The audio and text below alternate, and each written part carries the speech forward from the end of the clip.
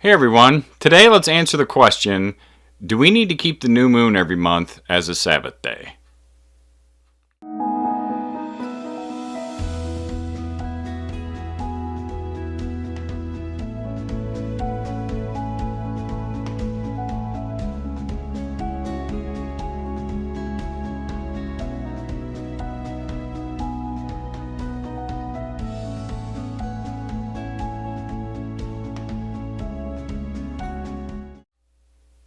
Shalom everybody, and welcome to Beit Tefillah. Today I want to examine something that's been a source of confusion for many Torah keepers over time. I know this gave us some confusion at first until we studied it out. And what I'm talking about here is that some Torah keepers think that each new moon should be treated like a Sabbath and we're supposed to rest on it every month like we would on the weekly Sabbath day. But is this something that Elohim actually commanded? I'm sure most people watching this video know that the new moon of the 7th month is Yom Teruah, and that new moon is a high Sabbath. On that day, all of us who are Yisra'el are to refrain from any kind of work at all, and we are to assemble and make a great noise of celebration to our Elohim. But what about the other new moons during the year? Every new scriptural month starts with a new moon, so what do we do on those? Now, there's some people who incorrectly reckon that the weekly Sabbath is set by the moon, and those are people who believe in something called a Lunar Sabbath. And I'm not going to get into that subject in this particular video, as I've already done a comprehensive video on that topic. That video is called, Is There Any Truth to Lunar Sabbath? And I will add a link to that video below in the description for those who are interested. But if you watch that video, you can easily see that this Lunar Sabbath nonsense is not what Elohim delivered to his people, as it just doesn't match his word. And that's all I want to say about that in this video. There's a lot of arguing, disagreements out there among a lot of Torah keepers with different opinions on exactly how we are to calculate the new moon. Now, there's a very small group who suggest it's the full moon, but they're in the minority. And when the moon is full, that's not when the moon cycle is new or refreshed, but that's when it's actually at the halfway point. So that can't be correct. Most people either go by the dark of the moon during conjunction, so we'll call those people conjunctionists. And others go by the first sliver seen after sunset, so we'll call them sliverites. So there's quite a few people that are conjunctionists, quite a few people who are sliverites. And which group is correct? Well, in a way, both of them are. Let me explain. The cycle of our moon runs approximately every 29.5 days. It starts out as a little sliver, goes to a full moon halfway through, back to a little sliver again, and then it goes dark as the month continues. And when it goes dark for a day or two, it is in conjunction and it can't be seen. In our understanding, the moon is new and we can begin counting when we can see that first little sliver after sunset, signaling that the moon cycle has indeed been refreshed, and now we are at day 1. Some people call the conjunction the new moon, and technically it is, but it can't be spotted or observed because it's dark. So we can't start counting something that we can't see. It's like if you're going down the road and there's a street sign that's hidden by trees or bushes, well, how's that sign going to do you any good if you can't see it? Let's look at it like this. Let's say you wanted to pick a bucket of apples from an apple tree. So we'll compare it to the moon cycles, and we'll say the bucket holds 30 apples, and then it becomes full, and you're going to pick one of them a day, okay? So obviously you start with an empty bucket, which is like the conjunction. There's no apples in it yet. You can't look in there and say, well, there's one, because it's empty. There's none in there, okay? So when you see that first tiny sliver of the moon after sunset, you can start counting one, and you put one apple in your bucket. So with each phase of the moon, every night you put another apple in your bucket, until the moon phase is complete. After almost 30 days, you got 30 apples in the bucket. You have to start over. You have to empty your bucket out. There's nothing in it. You can't see anything in it because it's empty. It's like the moon is in conjunction. Does that make sense? I think that's pretty easy to see. You start counting when you see it, okay? To say you start counting from the conjunction is to say we count 0, which we don't do. We begin counting from 0, but we don't count 0 to begin. Okay, the conjunctionists are correct because technically the cycle is refreshed when it begins anew and the moon is in conjunction when it's dark. It has started over. But the sliverites are correct as well, as they begin their count when they see the first sliver after the conjunction. It's just a matter of semantics, really. Now, there's a lot of verses in the Tanakh that mention the new moons in the same verse with the weekly Sabbath, and this is where some people get the idea that the new moons are a Sabbath. Here's a quick list of most of those verses. 1 Samuel chapter 20, verse 5, verses 18 and 24. 2 Kings 4:23. Psalms 81:3. Isaiah chapter 1, verses 13 and 14, and chapter 66, verses 23. Ezekiel chapter 45, verse 17, and chapter 46, verses 1, 3, and 6. Amos 8:5. 1 Chronicles 23:31. 2 Chronicles 8:13 and 31:3. Ezra 3:5. Nehemiah 10:33, and Hosea 2:11. So what's the first thing we notice about this list? None of those verses are from the Torah.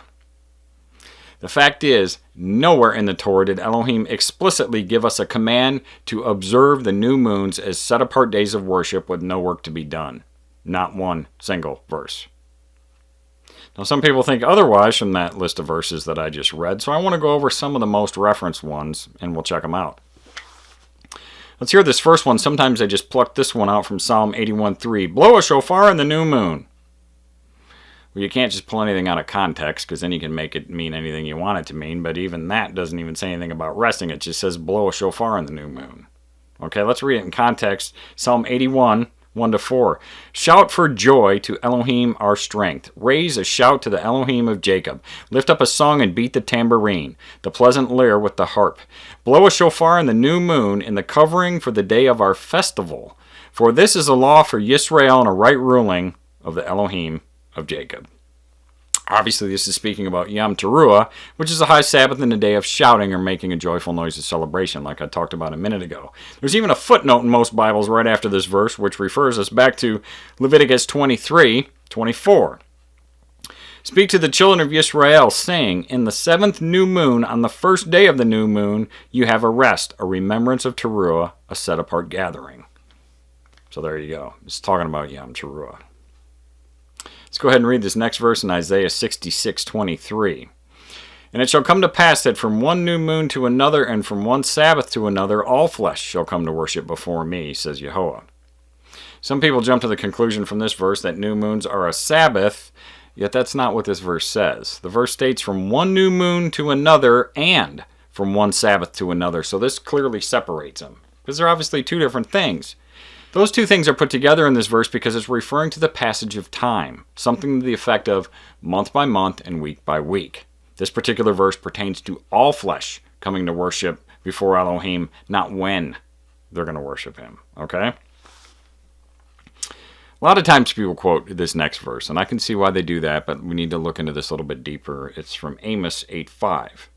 When does the new moon pass so that we sell grain, and the Sabbath so that we trade our wheat, to make the ephah small and the shekel large, and to falsify the scales by deceit? Now, when we first hear this verse, we might think that Elohim was angry because his people were buying and selling on the days of the new moon. But as with all Scripture, this verse needs to be read in context to see what's being shown to Amos, as this was a vision given to him by Elohim. A lot of people, when you pull that verse out of context, you don't know that. So let's read it in context. Amos 8, 1-5. This is what the Master Yehovah showed me, and see, a basket of summer fruit. And he said, Amos, what do you see? And I said, a basket of summer fruit. And Yehovah said to me, the end has come upon my people, Yisra'el, no longer do I pardon them. And the songs of the Hakal shall be wailing in that day, declares Master Yehovah. Many dead bodies everywhere, thrown into any place. Hush, hear this. You who are swallowing up the needy, to do away with the poor of the land, saying, when does the new moon pass that we sell grain, and the Sabbath so that we trade our wheat, to make the ephah small and the shekel large, and to falsify the scales by deceit? Okay, a lot of this is talking about the evil people cheating other people, but it starts out with Elohim showing Amos a basket of summer fruit. Summer fruit ripens at the end of summer, which is when we observe Yom Teruah. So the vision given to Amos seems to suggest that Elohim was upset due to the people working on Yom Teruah, which is a high Sabbath, and not just a regular new moon. It must be something like working on Yom Teruah, since Elohim did not give us a command to refrain from working on the other new moons throughout the year. Okay? So that's kind of simple, but we have to read it in context. Now, the Torah makes it very clear that the new moons were used to keep track of the months and the appointed times. Where the word month was translated into English, the Hebrew word used there means moon in many, many verses. Moon and month are cognates. That's where we get the word month is from moon. Okay? Now, we see a lot of places in the prophets' writings where it appears that the new moons were celebrated, but we just don't find any command to do so in the Torah, with the exception of Yom Teruah. But let me talk about something else for a second. Let's read the two mentioned verses from 2 Chronicles in that list that I read. Okay, let me read both of those. 2 Chronicles 8:13. Even as the duty of every day required, offering according to the command of Moses, for the Sabbaths, for the new moons, for the appointed times 3 times a year, the festival of Matzot, the festival of Shavuot, and the festival of Sukkot. 2 Chronicles 31:3. In the sovereign partition of his possessions for the ascending offering, for the morning and the evening ascending offerings, and the ascending offerings for the Sabbaths and for the new moons and for the appointed times, as it is written in the Torah of Yehovah. Okay, these two verses are talking about specific offerings on the new moon, which is commanded in Torah and to be done at the tabernacle or in the temple by the Levitical priesthood. Let's read that in the Torah here in Numbers 28:11-13.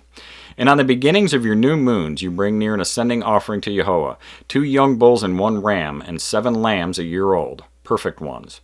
3/10 of an ephah of fine flour as a grain offering, mixed with oil for each bull. 2/10 of an ephah of fine flour as a grain offering, mixed with oil for the 1 ram, and 1/10 of an ephah of fine flour mixed with oil as a grain offering for each lamb, as an ascending offering of sweet fragrance, an offering made by fire to Yehovah.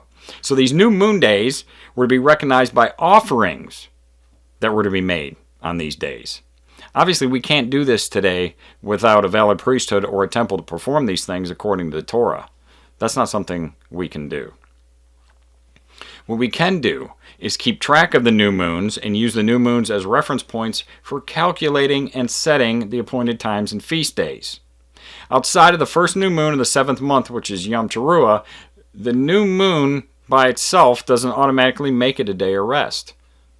It's not commanded anywhere in Torah. There are undoubtedly going to be quite a few people who are going to disagree with me and with what I presented in this video and will claim that the new moon is indeed a Sabbath. So to them I would ask, please provide a single verse from Torah that commands this.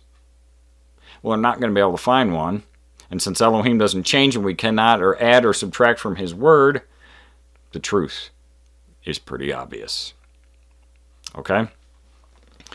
So that's all I have for today. Thanks for watching, everybody, and thanks for being a part of Beit Tefillah.